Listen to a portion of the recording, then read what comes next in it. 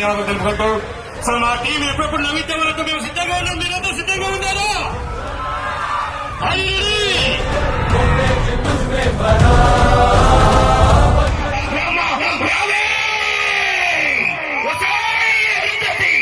నీకు నన్ను ఈ సమాధిలో గుళ్ళ నేను వదల బొమ్మ